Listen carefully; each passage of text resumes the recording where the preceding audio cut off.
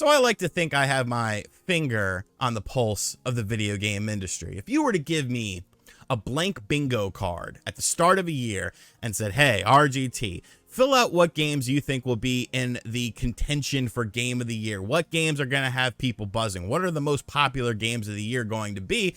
I think I could do a decent job of identifying them. Of course, you're going to have indie game outliers that end up becoming popular because some random Twitch streamer with 30,000 live viewers at a time decided to play it. But for the most part, when it comes to AAA games, I think it was pretty easily identifiable, especially with 2023. I would have said games like The Legend of Zelda Tears of the Kingdom, the sequel to Breath of the Wild that we've been waiting with bated breath for 6+ years. Starfield, of course, Fallout in Outer Space. That sounds pretty cool. Xbox's first big console exclusive in quite a while. Yes, I'm sort of diminishing the value of Halo Infinite. I'm sorry, that game just didn't click with me. And I'm an old school Halo fan, but that's a conversation for another day. There's some fun to be had there, but I don't think it really lasted all that long. Over on the PlayStation side of things, you have Spider-Man 2. There's multiple Spider-Men. There's Venom. I love Spider-Man. It's my favorite Sony franchise. So I feel like I would have been able to easily tell you, hey, those are the games that people are going to gravitate towards. Those are the games you're going to see people talking about and massive amounts of people playing. There was one game I didn't have in this equation. It was the furthest game from my mind. Honestly, I didn't even know it was a thing. And that is Baldur's Gate 3. Now, I thought to myself, Baldur's Gate, you know, this game, this isn't a recent franchise, I don't believe. I believe this was like early 2000s PC gaming. And sure enough, Baldur's Gate 2 came out in the year 2000. Yes, 23 years ago. So how did Baldur's Gate 3 become this massive phenomenon, breaking records on Steam, almost crippling Steam to the point of where there was too many concurrent players of over 700,000 people playing Baldur's Gate 3 at once? As an outsider, I didn't really understand it, and I'm not even necessarily sure I do completely understand it at this point in time. Really, the only thing I had heard about Baldur's Gate 3 was the fact that you could bone a bear in the game, but it's not like a real bear or like a hairy homosexual man, which is also known as a bear, but it's like an elf and like a bear suit or so. I don't know. I don't know. But what I do know is Baldur's Gate 3 is extremely popular. Baldur's Gate 3 is not only popular with fans, but it's popular with critics. Now, when you first look at this game, it looks a lot like what I would expect this game to look like. Obviously, this company that's behind it, Larian, has done things since Baldur's Gate, like Divinity, the Original Sin, I believe it's called. And this was a top-down perspective game that's sort of in vein of this, I believe. Correct me if I'm wrong. Like I said, I'm pretty new to this. I'm an outsider looking in, so I feel like I can offer sort of a different perspective than other people. But there was 2 games in the Divinity series, and they were pretty popular, but they weren't popular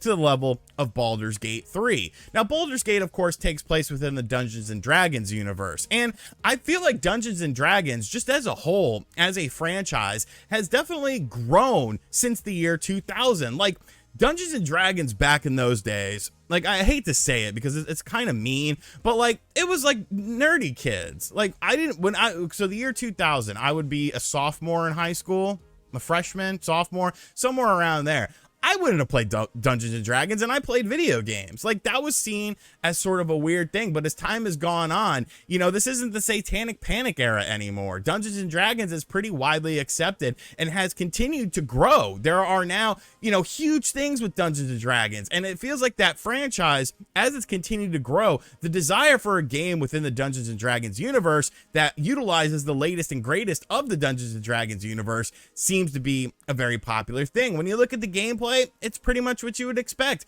A bit of a free roam aspect with a bit of a tactical RPG aspect in terms of the combat. Obviously, a very fantasy driven story where you create your own character of a wealth of different types of characters, all with strengths and weaknesses. You form bonds as you play through the game. And of course, story elements are a huge part of this game. Decisions that you make impact the story as the game progresses. So it's a very popular medium.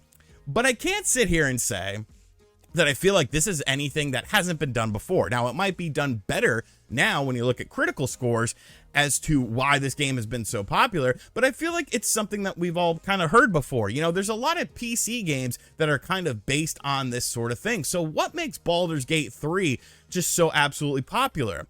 I'm not even sure, and I could be wrong on this. Like I said, I'm an outsider looking in, so feel free to correct me respectfully in the comment section, but I feel like this is more so a statement from gamers about Baldur's Gate 3. Now, I'm not trying to downplay Baldur's Gate 3 as far as a game experience. People are loving it, and maybe one day I'll end up checking it out when it comes to the PlayStation 5, just out of curiosity. I'm not going to play a game like that on Steam, although it's Steam Deck verified, so I don't know, maybe. But I feel like Baldur's Gate 3, beyond just being a really well done game, is the way they handled this game, is the way that this game has released, because it's very unlike what we've seen in the video game industry. There's a single player experience, a vast single player experience that you don't need to be online for. And that's a big deal in 2023. When you look at Diablo 4, Diablo, a game that people have been playing for years, Diablo, a game that you could have an online connection, but didn't necessarily need one. With Diablo 4, you needed constant online connection to play the single player aspect. Same thing with games like Redfall. Gamers are getting tired of things like this. There's been big outcry about having to be always online because it doesn't seem like a necessary facet in a game. Now, this is a game that offers co-op. This is a game that offers split screen co-op and of course online multiplayer. But if you don't want to do it, you just want to play the single player aspect, you want to engage in your own story within your own world within Baldur's Gate 3, you could do that without being online. There was no day one DLC or day one microtransactions with this game, which comparative to a game like Diablo 4 was obviously not the case. Diablo 4 is ridden with stuff like that. They're changing the meta of the game and pissing people off constantly and really starting to alienate their fan base. I feel like Baldur's Gate 3 is probably an excellent game, but what's making it be so popular, what's propelling it into really, I feel like, uncharted territory for games in this style, is the fact that it is just a well completed version of a game on day one. They took fan feedback through things like the beta for the game, and they really implemented it into the game to make it a game that people want to play, to make it a game that's consumer friendly in an anti-consumer friendly world. I don't think everything is anti-consumer, but you definitely have to question some things, like Gran Turismo 7 needing to be online all the time, a racing game. And gamers are getting sick of things like this. We want the ability to play a game offline if it makes sense. And with a game like Baldur's Gate 3, it makes sense. So hats off to this company, man. You guys have solidified yourself in the Game of the Year contention talks by making a high quality game that people are gravitating towards, that's hitting a market that is constantly growing. You know, the D&D market, these sort of, you know, older style RPG games that have, you know, deep story elements and deep fantasy elements that people really like to play to sort of escape into these worlds.